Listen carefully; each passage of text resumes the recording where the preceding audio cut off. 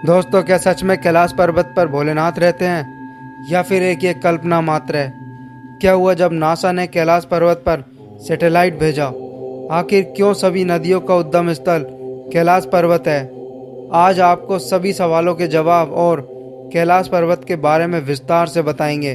दोस्तों, mount Everest जो दुनिया की सबसे ऊंची चोटी है, उस पर अब तक 7,000 लोग चढ़ाई कर चुके हैं, लेकिन इससे 2200 मीटर कम ऊंचाई वाले कैलाश पर्वत पर आज तक कोई फतह हासिल नहीं कर पाया।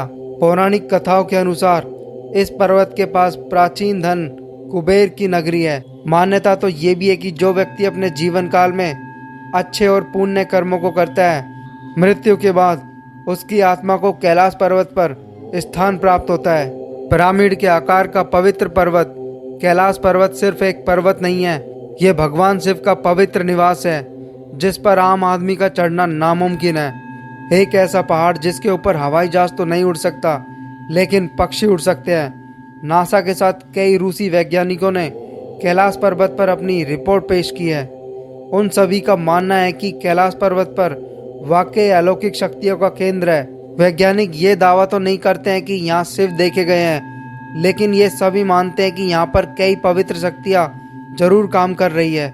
हिंदू धर्म में भी इसे पारंपरिक रूप से शिव के निवास के रूप में मान्यता प्राप्त है, जो अपनी पत्नी देवी पार्वती और अपने बच्चों गणेश और कार्तिकेय के साथ वहाँ रहते थे।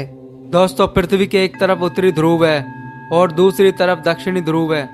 दोनों के मध्य में स्थित है हिमाचल और हिमाचल का केंद्र कैलाश पर्वत। वैज्ञानिकों के अनुसार यह पृथ्वी का केंद्र है।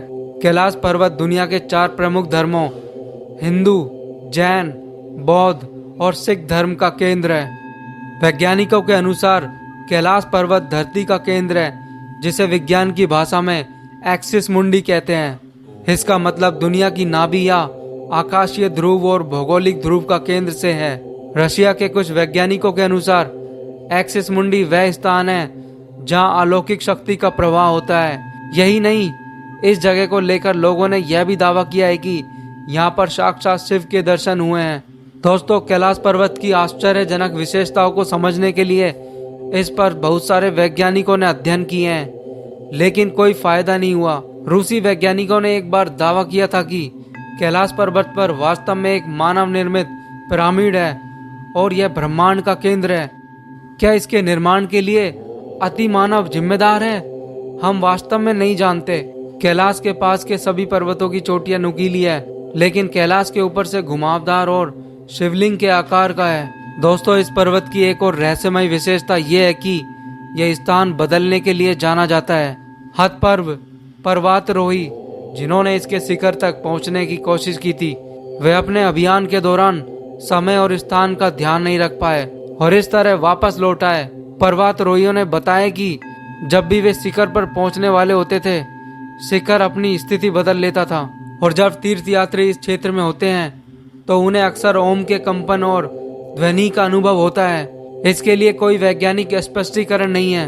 हालांकि विश्वविशेषज्ञों का मानना है कि यह भगवान शिव और शाश्वत योगी है जो ओम का जप करते हैं। कैलाश यात्रा वास्तव में एक ऐसी यात्रा है जिस पर प्रत्येक हिंदू को कम से कम एक बार अवश्य जाना चाहिए।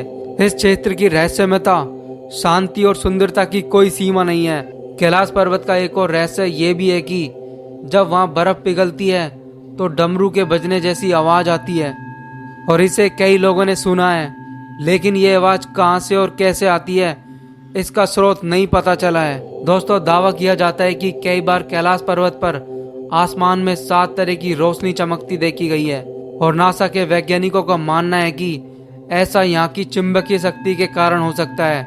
यहाँ की चुंबकीय शक्ति आकाश से मिलकर कभी कभी ऐसी चीजें बना सकती है।